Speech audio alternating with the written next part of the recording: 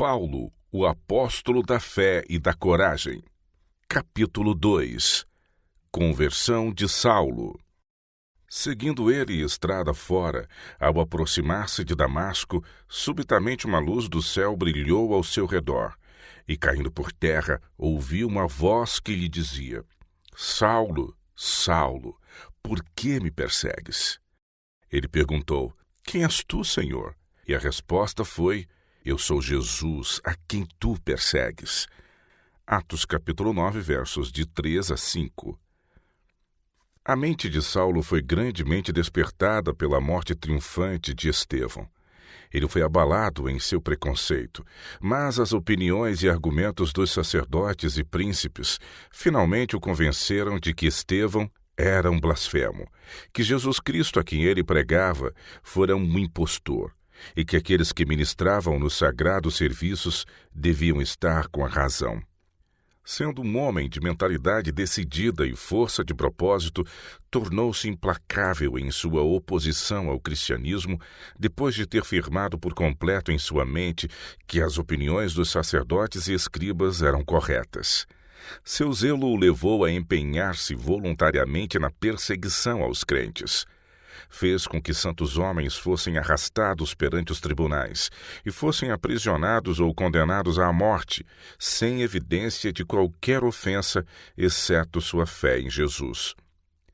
De caráter semelhante, embora em direção diferente, foi o zelo de Tiago e João, quando teriam feito descer fogo do céu para consumir aqueles que desdenharam e desprezaram seu mestre.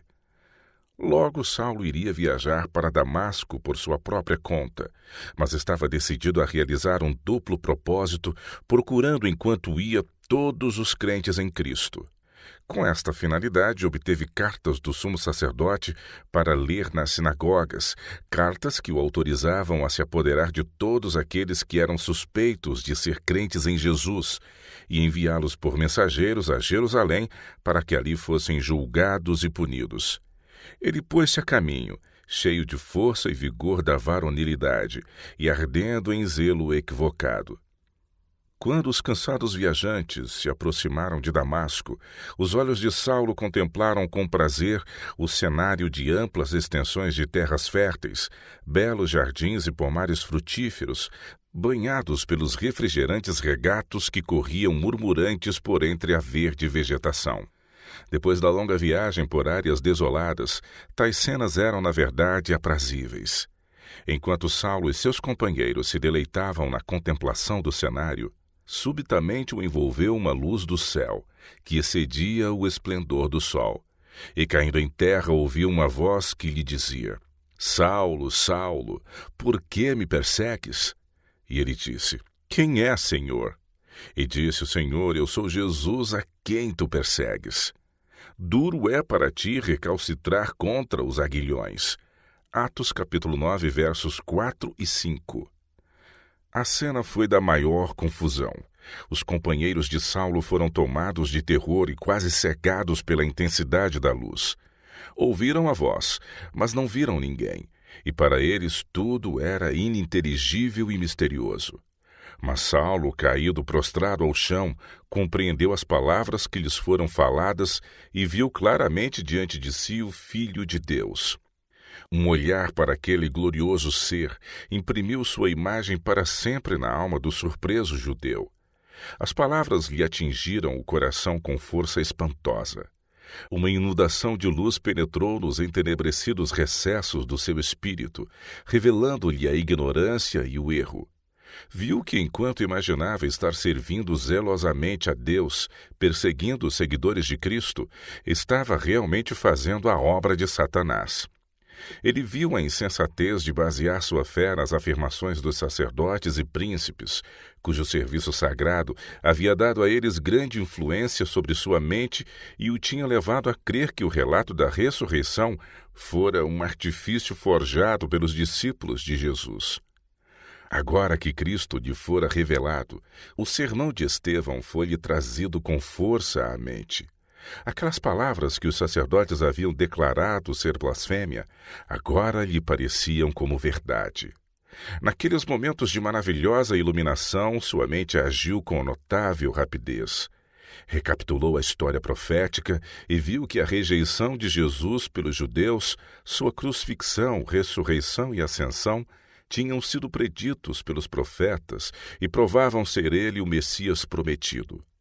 Relembrou as palavras de Estevão: Eis que vejo os céus abertos e o Filho do Homem em pé à destra de Deus.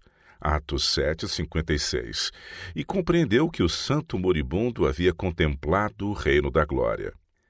Que revelação extraordinária era tudo isto para o perseguidor dos crentes! Cristo lhe fora revelado como vindo à terra em cumprimento de sua missão, sendo rejeitado, maltratado, condenado e crucificado por aqueles a quem viera salvar, e tendo ressurgido dos mortos e ascendido aos céus. Naquele terrível momento, ele se lembrou de que, por seu consentimento, o santo Estevão fora sacrificado, e que, por seu intermédio, muitos santos dignos tinham encontrado a morte por cruel perseguição. E ele, tremendo e atônito, disse: Senhor, que queres que faça? E disse-lhe o Senhor: Levanta-te e entra na cidade, e lá te será dito o que te convém fazer. Atos capítulo 9, verso 6. Nenhuma dúvida assaltou a mente de Saulo de que esse que lhe falara era Jesus de Nazaré, e que ele era, sem dúvida, o longamente esperado Messias, a consolação e redenção de Israel. E agora esse Jesus que, enquanto ensinava na terra, havia falado aos seus ouvintes por parábolas, usando objetos conhecidos para ilustrar o significado de seus ensinos, comparava a obra de Saulo na perseguição aos seus seguidores a um recalcitrar contra aguilhões. Aquelas palavras vivas ilustravam o fato de que seria impossível a qualquer homem deter o progresso da verdade de Cristo. Ele marcharia para o triunfo, ao passo que todo esforço para impedi-la resultaria em dano ao opositor. O perseguidor finalmente sofreria 1000 vezes mais do que aqueles a quem havia perseguido. Mais cedo ou mais tarde, seu próprio coração o condenaria. Ele descobriria que estivera de fato recalcitrando contra aguilhões. O Salvador havia falado a Saulo por intermédio de Estevão, cujo claro raciocínio procedente das Escrituras não podia ser contraditado. O instruído judeu tinha visto o rosto do mártir refletindo a luz da glória de Cristo, parecendo o rosto de um anjo. Testemunhara sua clemência pelos inimigos e o perdão que lhes concedera. Também havia visto a firmeza e a animosa resignação de outros crentes em Jesus, enquanto eram atormentados e afligidos, alguns dos quais tinham deposto a vida com regozijo por amor de sua fé. Todo este testemunho tinha apelado altamente a Saulo e lhe levara a convicção à mente, mas sua educação e preconceitos, seu respeito pelos sacerdotes e príncipes e seu orgulho de popularidade o levaram a rebelar-se contra a voz da consciência e a graça de Deus. Havia lutado noites inteiras contra aquela convicção e sempre terminara por manter a crença de que Jesus não era o Messias, que ele era um impostor e que seus seguidores eram fanáticos iludidos. Agora Cristo lhe falara com sua própria voz: Saulo, Saulo, por que me persegues? E a interrogação: quem é, Senhor? Foi respondida pela mesma voz: Eu sou Jesus, a quem tu persegues? Atos capítulo 9, versos 4 e 5. Aqui Cristo se identifica com seu povo sofredor. Perseguindo os seguidores de Jesus, Saulo tinha batalhado diretamente contra o Senhor do céu. Jesus declara que, afligindo seus irmãos sobre a terra, Saulo tinha lutado contra sua cabeça e seu representante no céu. Acusando-os falsamente e testificando falsamente contra eles, havia acusado falsamente e testificado falsamente contra o Salvador do mundo. Aqui se vê claramente que Cristo sofre na pessoa de seus santos. Quando se retirou a refulgente glória e Saulo se ergueu do chão, ele achou-se totalmente despojado da vista. O resplendor da glória de Cristo fora por demais intenso para seus olhos mortais, e quando este se afastou, a escuridão da noite invadiu-lhe a visão. Creu que essa cegueira era um castigo divino por sua cruel perseguição aos seguidores de Jesus. Tateando ele em densas trevas, seus companheiros em temor e pasmo o guiaram pela mão até Damasco. Quão diferente do que ele havia antecipado foi sua entrada naquela cidade.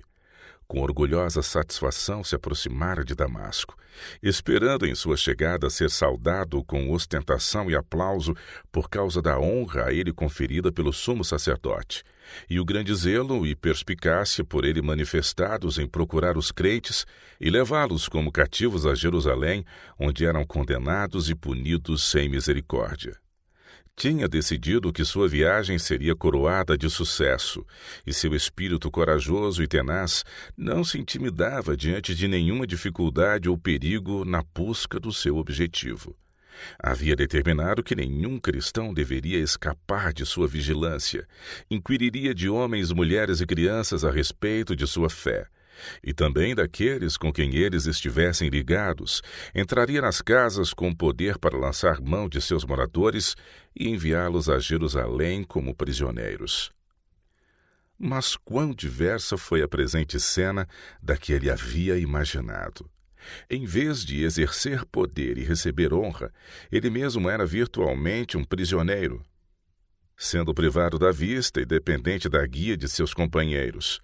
Desajudado e torturado pelo remorso, sentia estar sob sentença de morte e não sabia que outros propósitos o Senhor teria para ele. Foi levado à casa do discípulo Judas e ali ficou em solidão, refletindo sobre a estranha revelação que havia lançado por terra todos os seus planos e mudado todo o curso de sua vida.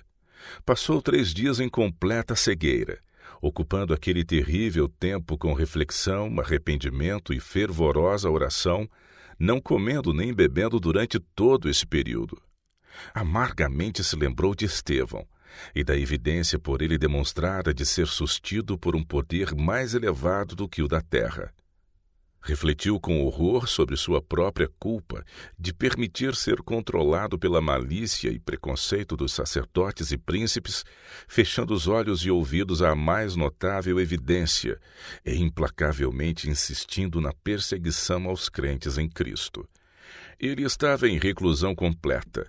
Não tinha nenhuma comunicação com a igreja, porque os crentes de Jerusalém a haviam advertido da finalidade de sua viagem a Damasco. Acreditava-se que ele estivesse simulando para melhor levar a cabo o seu desígnio de perseguição. Não tinha nenhum desejo de apelar para os judeus inconversos, pois sabia que estes não dariam ouvidos às suas declarações. E assim, ele parecia estar completamente separado da simpatia humana, e refletia e orava com um espírito totalmente quebrantado e contrito. Aqueles 3 dias foram como 3 anos para o judeu cego e de consciência duramente atingida. Ele não era nenhum neófito nas Escrituras, e em trevas e solidão relembrou as passagens que se referiam ao Messias, e seguiu o fio das profecias com uma memória aguçada pela convicção que se apoderara de sua mente. Ficou pasmado ante sua anterior cegueira de entendimento e a cegueira dos judeus em rejeitar Jesus como o Messias prometido. Tudo agora lhe parecia claro, e ele sabia que o preconceito e a incredulidade lhe haviam obscurecido as percepções e lhe impedido de discernir em Jesus de Nazaré o Messias da profecia. A maravilhosa conversão de Saulo demonstra de um modo surpreendente o miraculoso poder de Cristo em levar convicção à mente e ao coração do homem. Saulo havia crido que ter fé em Jesus era virtualmente repudiar a lei de Deus e o ritual das ofertas sacrificiais. Acreditara que Jesus tinha desconsiderado a lei e ensinado aos seus discípulos que isto agora era ineficaz. Acreditava que era seu dever lutar com todas as forças para exterminar a alarmante doutrina de que Jesus era o príncipe da vida, e com zelo consciencioso havia se tornado um persistente perseguidor da Igreja de Cristo. Mas Jesus, cujo nome acima de todos os outros Saulo mais odiava e desprezava, tinha se revelado a ele com a finalidade de interrompê-lo em sua carreira insensata e fazer desse indivíduo nada promissor um instrumento pelo qual levar o Evangelho aos gentios. Saulo foi subjugado por essa revelação e percebeu que, em se opondo a Jesus de Nazaré, havia se disposto contra o Redentor do mundo. Vencido por um senso de culpa, ele clamou: Senhor, que queres que eu faça? Atos 9, verso 6. Jesus não o informou imediatamente da obra que lhe havia designado, mas o enviou para receber instrução dos próprios discípulos a quem ele tão cruelmente havia perseguido.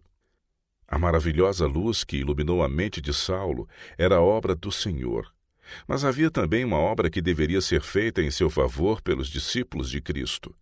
A resposta à indagação de Saulo foi: levanta-te e entra na cidade, onde te dirão o que te convém fazer. Atos 9, verso 6. Jesus envia o judeu inquiridor à sua igreja para obter dela um conhecimento do seu dever. Cristo efetuou a obra de revelação e convicção, e agora o penitente estava em condições de aprender daqueles a quem Deus tinha ordenado para ensinar sua verdade. Assim sancionou Jesus a autoridade de sua igreja organizada e pôs Saulo em contato com seus representantes na terra.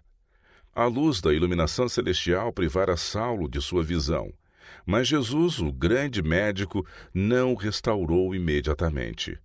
Todas as bênçãos fluem de Cristo, mas ele havia agora estabelecido uma igreja como sua representante na terra, e a ela pertencia a obra de conduzir o arrependido pecador ao caminho da vida.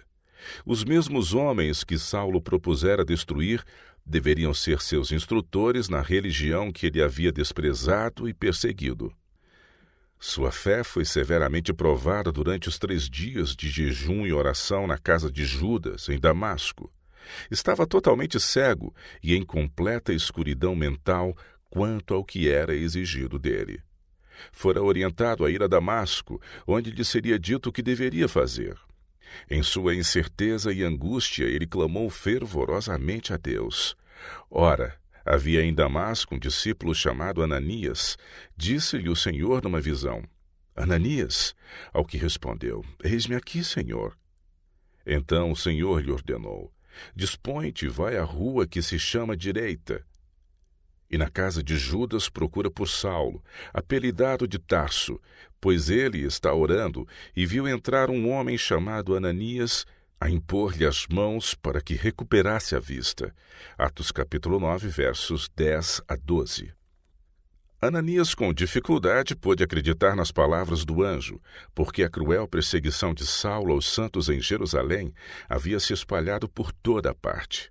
Atreveu-se a argumentar: Senhor, de muitos tenho ouvido a esse respeito desse homem, quantos males tem feito aos teus santos em Jerusalém, e para que trouxe autorização dos principais sacerdotes para prender a todos os que invocassem o teu nome. Atos 9, 13 e 14. Mas a ordem a Ananias foi imperativa: vai, porque este é para mim um instrumento escolhido para levar o meu nome perante os gentios e reis, bem como perante os filhos de Israel. Atos 9, verso 5. O discípulo, obediente à orientação do anjo, procurou o homem que tão recentemente respirava ameaças contra todos os que criam no nome de Jesus. Dirigiu-se a ele: Saulo, irmão, o Senhor me enviou a saber o próprio Jesus que te apareceu no caminho por onde vinhas, para que recuperes a vista e fiques cheio do Espírito Santo. Imediatamente lhe caíram dos olhos como que umas escamas e tornou a ver. A seguir, levantou-se e foi batizado. Atos 9, versos 17 e 18. Cristo aqui nos dá um exemplo de sua maneira de trabalhar pela salvação dos homens. Poderia ter feito diretamente a Saulo toda esta obra, mas isto não estava de acordo com seu plano. Suas bênçãos deveriam vir através dos instrumentos por ele ordenados. Saulo tinha algo a fazer em confissão àqueles cuja destruição ele havia planejado, e Deus tinha uma obra importante para os homens por ele autorizados a agir em seu lugar. Saulo torna-se um aprendiz dos discípulos. À luz da lei de Deus, ele se contempla a si mesmo como um pecador. Vê que Jesus, a quem na sua ignorância havia considerado um impostor, é o autor e o fundamento da religião do povo de Deus desde os dias de Adão, e é o consumador da fé, Fé é essa agora tão clara a sua visão iluminada. Vê a Jesus como o vindicador da verdade e o cumpridor das profecias. Antes havia considerado Jesus como tornando de nenhum efeito a lei de Deus, mas quando sua visão espiritual foi tocada pelo dedo divino, aprendeu que Cristo era o originador de todo o sistema judaico de sacrifícios, que ele viera ao mundo com a finalidade expressa de vindicar a lei de seu Pai e que em sua morte a lei cerimonial havia encontrado seu antítipo. À luz da lei moral, que ele acreditara estar zelosamente guardando, Paulo viu-se o pecador dos pecadores. Ele se arrependeu, isto é, morreu para o pecado. Tornou-se obediente à lei de Deus, exerceu fé em Jesus Cristo como seu Salvador, foi batizado e proclamou Jesus tão sincera e zelosamente como outrora o havia combatido. O Redentor do mundo não sanciona a experiência e o exercício em assuntos religiosos, independentemente de sua igreja reconhecida e organizada. Muitos têm a ideia de que são responsáveis somente diante de Cristo por sua luz e experiência, independente de seus reconhecidos seguidores na terra. Mas na história da conversão de Saulo, nos são dados importantes princípios que sempre devíamos ter em mente. Ele deparou-se diretamente com Cristo. Era alguém a quem Jesus pretendia confiar a mais importante obra, alguém que devia ser um vaso escolhido. Todavia, não lhe comunicou pessoalmente as lições da verdade. Embargou-lhe o caminho e o convenceu. Mas tendo ele indagado, que queres que eu faça? O Salvador o pôs em contato com sua igreja e permitiu que esta o dirigisse quanto ao que fazer. Jesus é o amigo dos pecadores. Seu coração é tocado por seu infortúnio. Tem todo o poder no céu e na terra, mas respeita os meios por ele ordenados para esclarecimento e salvação dos homens. Dirige os pecadores à igreja, que ele tem tornado um canal de luz para o mundo. Saulo fora um erudito mestre em Israel. Mas, enquanto se achava em seu cego erro e preconceito, Cristo se revela a ele e então o põe em comunicação com sua igreja, que é a luz do mundo. Neste caso, Ananias representa Cristo e também representa os ministros de Cristo sobre a terra, que são designados para agir em seu lugar. Em lugar de Cristo, Ananias toca os olhos de Saulo para que receba a vista. Em lugar de Cristo, impõe sobre ele as mãos e, orando em nome de Cristo, Saulo recebe o Espírito Santo. Tudo é feito em nome e pela autoridade de Cristo, mas a igreja é o canal de comunicação.